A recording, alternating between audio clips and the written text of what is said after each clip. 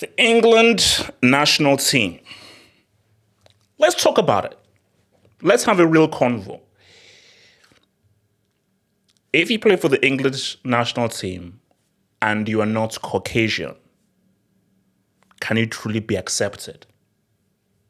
Let's talk about it.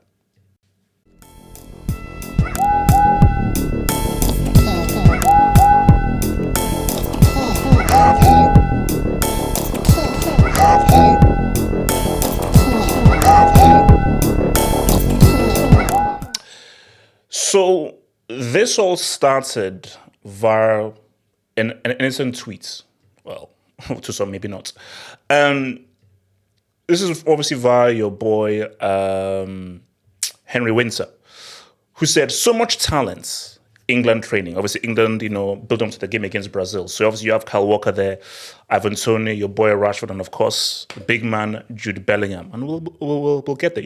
Like the guy in the back, that's like the guy that plays for Real Madrid, 20 years old. Like, he's like one of the best players in the world right now at 20. But we'll get there. We'll get there. So, pretty much, tweets, Henry Winter put it out. I don't think Henry Winter, well, now you should do, but I don't think he anticipated these replies to these comments. I wasn't surprised. But for your boy Winter, I think he was like, whoa, okay, it gets real. So let's look at some of these comments, man. So that's it. They should be in their own homelands representing their own countries. If anybody can be or represent the English, then it becomes meaningless. Serena Brown. Shout out to Serena Brown. Shout out to Serena. Well, the only Serena I recognize is Serena Williams. So it is what it is. Actually, I don't think she should probably break bread with Serena Williams, but it is what it is, GOAT tennis player, by the way. So, and it's funny. It says here, readers added context they thought people might want to know. They are, in fact, all English. Shout out to Wikipedia, man. So, yeah, in their own homelands. Now, what I'd say to Serena is, I think it says Rashford is English. I think Rashford grew up in England. So I think Bellingham, and we'll get it. So Bellingham, he's an interesting one. So I want to cover this because Bellingham is Bellingham and Kyle Walker are very interesting. And we'll get there. So to Serena, I'll say except that Walker, Toney, Rashford, Bellingham, I'm pretty sure they were born in England. And I'm pretty sure their parents were born in England as well. But I'm pretty sure that these guys grew up fully in England. But again, Serena, no. But we move. So, to your boy Jake, Brexit. Okay, no, I want to know. I'd love to know where Walker finds the time for training alongside his two families. Man mustn't sleep. Wow. Okay, let me see more of this stuff. I wonder what most of the comment section think of the France team. I want to go to the racial stuff. Okay, here we go. So we always have this guy. So embarrassing. No ethnic English. Who cares about their talent?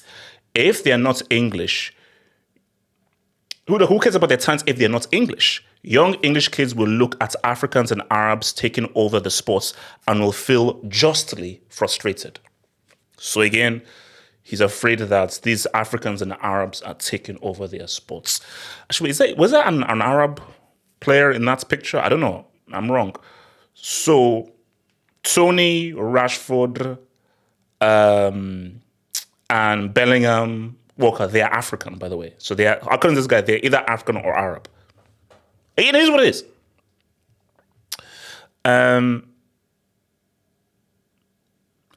Guys like Henry actually become ecstatic watching Africans play instead of native Brits. Look, I want to just go to the juicy ones.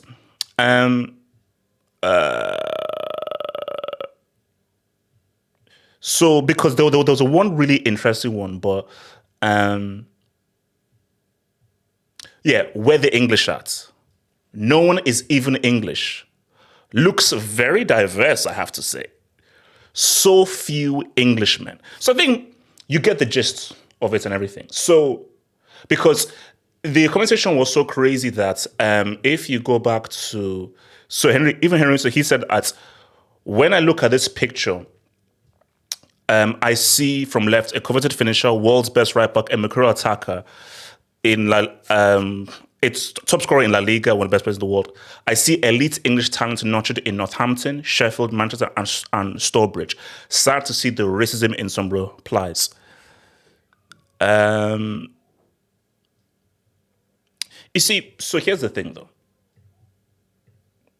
So, is it racism? It's complicated. Xenophobia, yes, and everything. Because remember, racism is when you are against another race and you judge someone by race. So, it is racist. You can say that, but it's complicated. That's why I wanted that, because this is a very tricky one to get into. Because if you've lived in England like I've done, and I've been in England, I'm not surprised by that. Like I told you,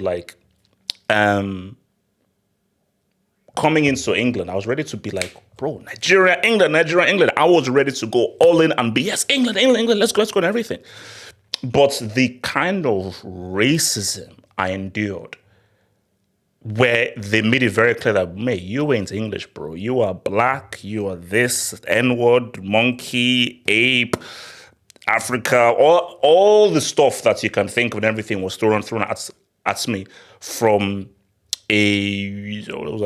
from 12 to 18. So from 12 to 18, like the racism, and it was so much I was like, no, I can't support England. I just can't. So it's not because I was like, oh, I really care about England. I wanted to be behind England, but the racism that I received as a teenager and as a 12-year-old and as a 13-year-old, it was so crazy. And I felt so unwanted as to be part of England. I was like, I can't. Now, shout out, there were some other black people in my school that they were like, hey, look, it is what it is. And they still went through, they took the abuse, took the insults, and they decided to still support England and be behind them. And look, some of them, my friends, some of them are even from family. Some of them were even cousins of mine.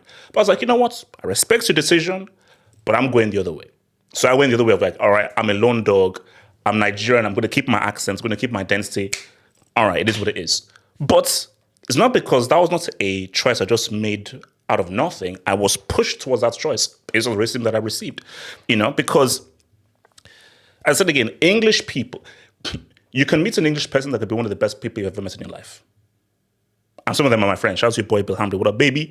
Like, so there's some English people you meet that they're the most sensible, smartest, interesting, and just dynamic people on a psychological level that you will ever meet. Because England have produced some of the most interesting minds. Shout out to Roald Dahl, J.K. Rowling. They look at the actors, Gary Oldman, Daniel Day-Lewis.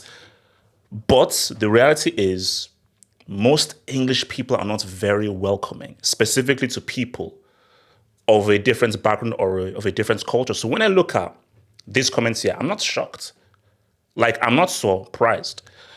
And I'm not even sad. I'm like, oh yeah, I know this. Like, this is what I know. Like, this is what I grew up with. So, and I know these kinds of people because a lot of these people, most of them are from the countryside. So they're not really from, it's like London, Bristol, Birmingham, those cities with a lot of culture.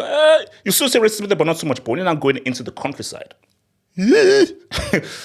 And you see, Brexit was a really key thing here for England because that was England saying, no, we want our identity back. And I think what you're seeing more so of, and I think especially with the rise of a channel like GB News, England is wanting to reclaim their identity back.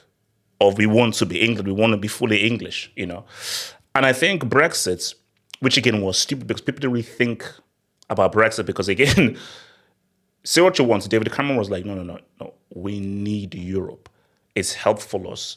Europe actually doesn't mean that we will lose the pound. From an economic point of view, we need it.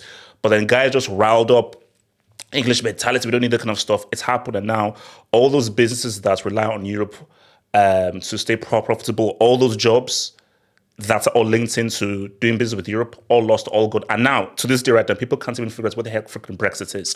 So, but that was all because of England, keep English, keep our identity. We don't need... So remember, this is even beyond black, whites, and everything. It's even like, English, European. So that's how deep it is. And there is definitely a growing sentiment among peeps of like, oh, no, no, no, like, wait, why, what is all this multiculturalism and stuff happening, Like, what's like, the new buzzword is, oh, so woke, so woke.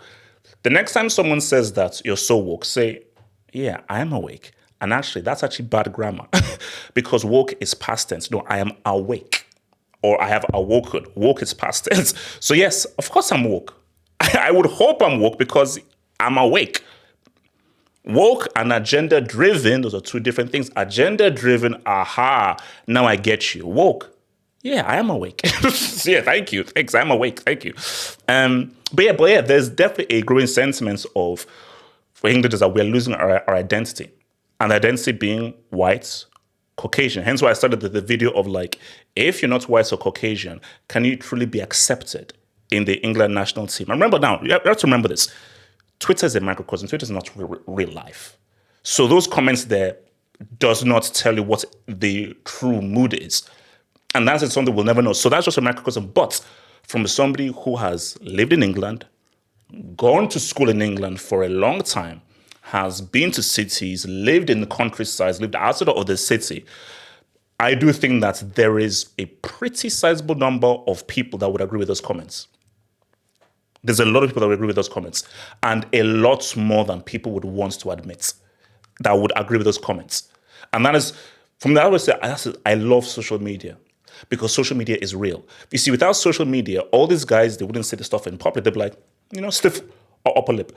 But with the internet, you don't have to give out your address. You don't have to give out your face. So people can tell you how they truly feel. That's why Xbox Live was such a great social experiment, because all these people could say all this racist stuff that they would never say to your face to face, but they can say it over the internet because they can be anonymous. And for me, I find that's amazing. That's not a bad thing. It's a great thing because because I want truth. What is the truth? Racism exists. People are naturally xenophobic. People just don't like people of other cultures on a natural basis. It's just a sad reality. But it's like, so I want to go in deep into this right now because I remember the 2010 World Cup, man. And this is Germany. This is the Germany, And I was like, remember, this is Germany. Again, we already know World War II, the NAZI boys, those dudes. So we're thinking that some project, this is the last country that would have anybody non-white in there. 2010 World Cup, obviously with huge Turkish immigration coming through. Oh, who is this Osil kid? Oh, who is this Khedira kid? And damn, okay, they're not whites. Non-white people in Germany starting, and these guys are freaking good. And it's not built up, obviously, to that 2014 World Cup. But I remember that 2010 team, even if they did not win, I said that's one of the best teams to never win a World Cup. Because that team puts 4 goals past 3 different teams in that same tournament. They put 4 goals past 3 different teams that tournament. I think it was Australia, Argentina, and England. Amazing team. Where the core were non-white players in Ozil and Khedira. And you've even gotten to a point where you've got your boy, like new number 10. He's the golden boy right now. He don't look white. He's half white, and we'll get there to the half whites. So, but yeah, he is now seen. You could make a strong argument. He is now the face of Germany, which is insane. If you told that cycle in the 40s or late 30s that, this is going to be the face of Germany, his head would have freaking exploded. His head would have exploded if he told that psychopath in the 40s that, Germany's football team, the face of Germany's football team would be your boy. So it was crazy how you think that Germany, they would be the last country who would give someone like this the number 10 jersey and be one of the main stars of their freaking team. But back to England. So remember who we saw in that picture there. I remember the images. They're not English, they're not white. They're not white, they're Africans and Arabs.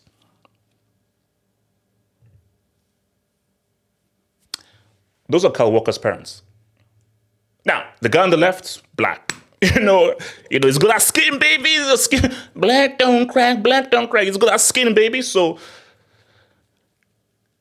but the woman on the right, Now, guys, I do wear shades, so sometimes my vision can be blurry. So you help me. So I could be wrong. So if I'm wrong, please tell me in the comments below, and no harm, no foul. I'll am wrong. But I'm not sure. I think the one on the right is Caucasian. So I think it was Serena Brown who said that. Can you be African and Arab with a white mother? Because I do believe and I assume that if you're saying African and Arab, that means two Arabic parents, two African parents. But if one is half black, half white, are they still African and Arab? That's Kyle Walker's parents. He's mixed race. And I'm sorry, people say, well, and I know we can get into the whole thing of the one drop rule, and it's like, if you've got one drop in you, you're really black and all that kind of stuff. I don't give a crap. Biology is biology and facts are facts. I deal in facts. Okay. Call me HF, half facts. His father's black, his mother's white. So he's half white. So, or then you say, okay, you've not got to be 100% white. But no, that's not what you said. You said, these guys are African Arab. But my thing though is, when you say, okay, they're not, but he's half white. So what do you do there? He's not black. He's half white. So half of him is saying, what's up? So can you now see the kind of error that we're getting into? Because once the thing about the mixed race is that it makes things complex. Because what people want is to label things. Black, white. Okay, me, I'm black. It is what it is. I'm 100% black. But now, no. He's half black, half white. Oh no, he's black. No, he's half black, he's half white. Oh, okay. So now, no, he's not fully white. Okay, so you're now disregarding someone that's of your race. So basically, that's woman there, she's white. She's 100% white. So she's somehow a pariah or some kind of a witch or something because she's his mother. She is his mother. And we even go even deeper. You know this guy, Real Madrid player, one of the best players in the world, one of the best young talents in the world. The guy to the left looks white to me. I mean, he looks pretty white to me. So, because again, it just shows the stupidity of like, oh no, Africans, Arabs, but that's his father though. That's his father, So if somebody is half black, half white, they're neither black, they're neither white. They are half black, half white, and that's a fact. But because of the crazy world we live in and the binary world we live in, it's either or. One drop rule, which is stupid. Because then it just makes you look dumb. So people say, oh, no, Africans and Arabs. The guy on the left is not an African or Arab, bro. The guy on the left is Caucasian. The guy is fully white. Yeah. So, look, my thing is this. People have to accept that. I mean, there is... And this is what I've always said to people that, if you're like a Bukayo Saka and you can choose, it's down to your choice. But I've held this view and everything. Not all English people think like that. No. There are a lot of English people who, again, what's it called? The guy on the left would think those guys are morons. The guy on the left would say, no, those guys are freaking morons. The woman on the right will think those people in the comments are freaking morons. They'll think that they're freaking morons. So, but I'm just saying to you, somebody who's lived in England, not all of them think like that. A lot of people do, and a lot more than people would want to admit, do think like that, and do feel a way that where are all the whites in this team? Hence why there's a hope that, let's focus on Kane, let's focus on Foden, let's focus on Grealish, let's focus on Rice and all the white dudes. Now, people in the England team, they couldn't give a damn. They're like, bro, because it's like, no, it's the new world. And the world is becoming more and more global. And I think there is that fear that the world is going to become global. And it's just unfortunate because, you almost wish that everyone was like me and was able to go to an international school or to be able to travel, where the world is global. And the world is going to become much more global. And this whole black and white mixing, it's happening. Like that's mixing. I'm sorry, it's going more and more and more and more and more and more. And it's just gonna happen. Because I'm sorry, in 60 years, 70, 80, maybe 100 years, the world will look very different. The world is going to look very different in 100 years' time. If we're still here and we've not blown up the world, it's going to look very different, and it's going to look very colorful. It's going to look very colorful indeed. So, but again, it goes to my point of where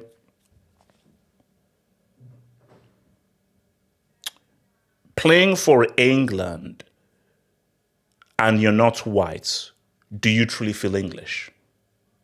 You know, because for me, again, that's why I gave my example. There are people who were with me in school and had the same racism that I received, but they went a certain way and they would very happily play for England given the choice. And I respect that. These are friends of mine, these are cousins of mine who would very happily play for England, and I think have done even on the rugby level.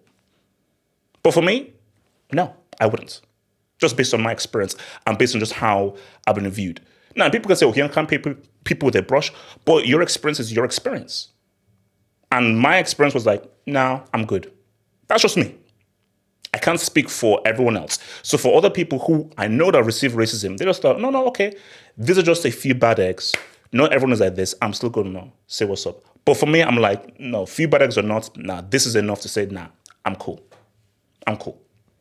You know. So if you need a judge, Nigeria, call me up if you need me. So, but again, I just want to tell your views on that though. Like, you know, black people or non-white people playing for England, do you think that they will be accepted? Or do you think they get accepted? Interesting to know, man. But yeah, like David, subscribe, and Kane, you better show up in that damn final, bro, in the Euros.